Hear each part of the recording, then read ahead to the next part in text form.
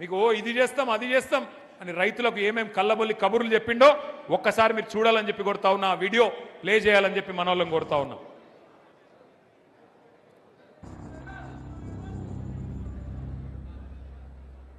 जैसे ही कांग्रेस पार्टी की यहां सरकार बनेगी वैसे 2 लाख रुपए का कर्जा माफ होगा और आपको सही एमएसपी मिलनी शुरू हो जाएगी।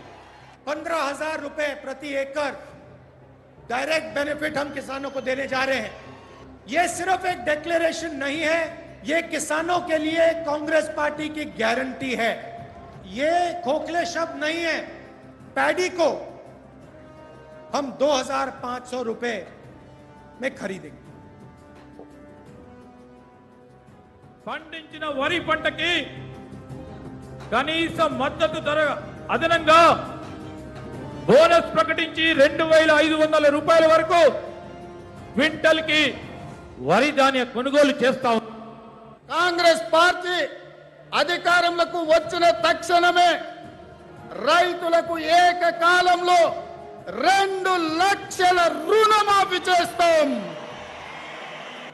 రెండవ డిక్లరేషన్ ఇందిరమ్మ రైతు భరోసా పథకం తెచ్చి భూమి కలిగిన రైతులకు, కౌలు రైతులకు ప్రతి ఎకరాకు ఏడాదికి 15,000 రూపాయల పెట్టుబడి సాయం అందిస్తాం.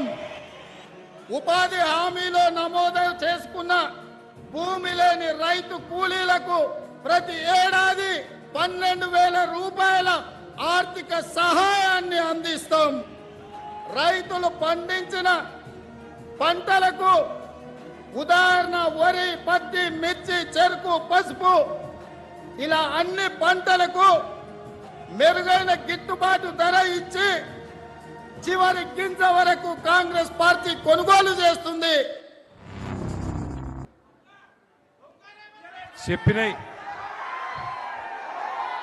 రైతు డిక్లరేషన్ కాదు రైతు డిక్లరేషన్ ఒకటి కాదు, 2 కాదు, 34 హామీలు ఇచ్చిండ్రు. నేను అడుగుతా, మీరు చెప్పాలి దయచేసి. నేను అడుగుతా, మీరు చెప్పండి.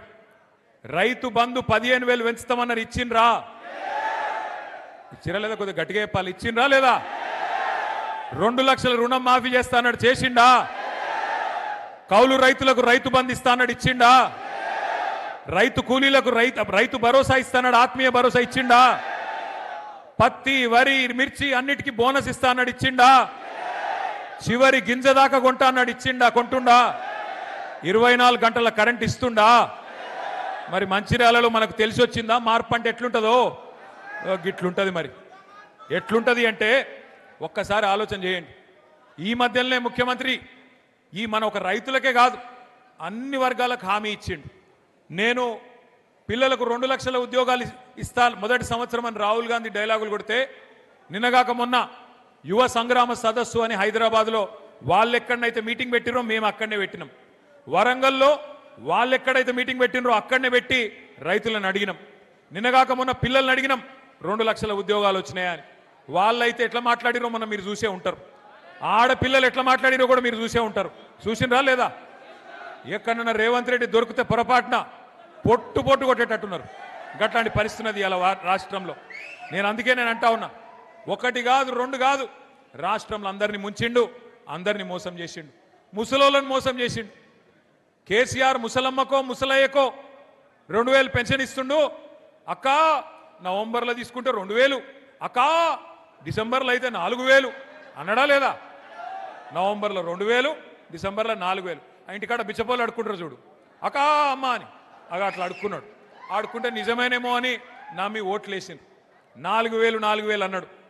అత్తకు 4,000, కోడలకు 2,500 అన్నాడు, ఇచ్చిండా? ఇప్పుడు అత్తకోడల పంచాయతీలు చాలైనాయి. 4,000, 2,500 గురించి అట్లాంటి పరిస్థితి. ఏదయా మరి నిరుద్యోగ భృతి పిల్లలకు చెప్తే 40 లక్షల మందికి 4,000 ఇస్తా అంటే నెలకు ఏమైనా 4,000 అంటే సడి లేదు, సప్పుడు లేదు. రైతులకు 15,000 ఏమో ఇస్తానో ఏడవైంది అంటే మాట్లాడాడు. కౌలు రైతుల సంగతి ఏందా, బాగా నరికితివి కదా అంటే మాట్లాడాడు. రైతు కూలీలు, పొలం లేనోళ్ళు వాళ్ళ సంగతి ఏంది, వాళ్ళకు కూడా చెప్తివి కదా నెలకు 1,000 రూపాయలని, వాళ్ళ సంగతి ఏంటంటే కుయ్యి లేదు, కయ్యి లేదు.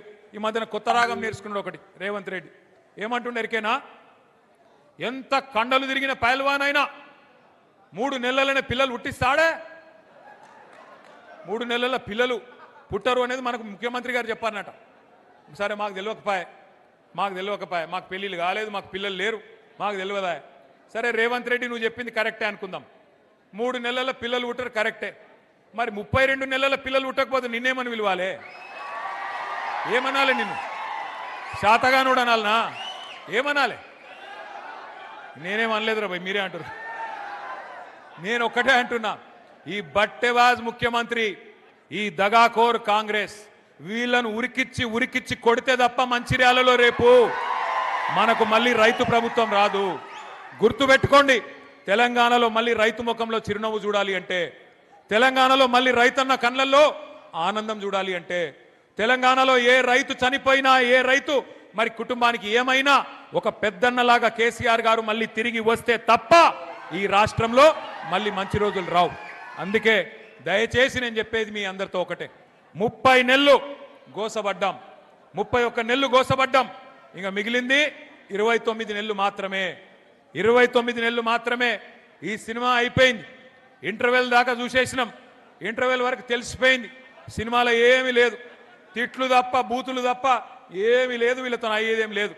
సెకండ్ హాఫ్లో కూడా ఇంటర్వెల్ అయిపోయినాక సెకండ్ హాఫ్ ఉంటుంది కదా, అందులో కూడా వీళ్ళతో ఏమి కాదు, ఊదు గాలది పీరి లేవది. ఎందుకంటే వీళ్ళతో ఏమి కాదు, వీళ్ళకి చేత కాదు, గివే తిట్లు, లేదంటే ఒక 4 కేసులు పెడతారు. మీ ఎమ్మెల్యే కేసులు పెట్టుడు తెలుసు, రేవంత్ రెడ్డి కూడా గదే తెలుసు. కేసులు పెట్టాలి, పోలీసులను అడ్డం పెట్టుకోవాలి, ఎన్ని రోజులు బతుకుతావు అట్లా? అందుకే నేను అంటున్నా, ఇన్ని రోజులు కష్టపడ్డా మా తమ్ముళ్లకు చెల్లెళ్లకు నేను ఒక్కటే మాటిస్తున్నా, మంచిర్యాలలో మిమ్మల్ని ఎవడెవడైతే సతాయిస్తుండో పేర్లు రాసి పెట్టుకోండి, పేర్లు రాసి పెట్టుకోండి.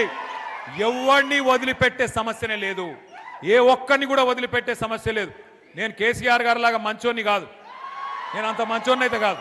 రేపు గ్యారంటీ నేను చెప్తున్నా, మీకు గ్యారంటీ నేను చెప్తున్నా, ఇంకొక 28 నెలల తర్వాత తిరిగి కేసీఆర్ గారు ఈ రాష్ట్రానికి ముఖ్యమంత్రి అయి తీరుతారు. 600 తెలంగాణ ప్రజల ఆశీర్వాదంతో మళ్ళీ తెలంగాణ తెచ్చిన నాయకుడే ఈ రాష్ట్రానికి నాయకత్వం వహిస్తాడు.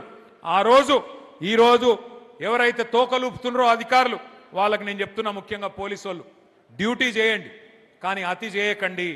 ఎవరెవరు అతి చేస్తుండ్రో గుర్తు పెట్టుకుంటాం, మిత్తితో సహా. నువ్వు రిటైర్ అయిపోయినా మిత్తితో సహా తీసుకొచ్చే బాధ్యత నాది, మిత్తితో సహా తిరిగిచ్చే బాధ్యత నాది.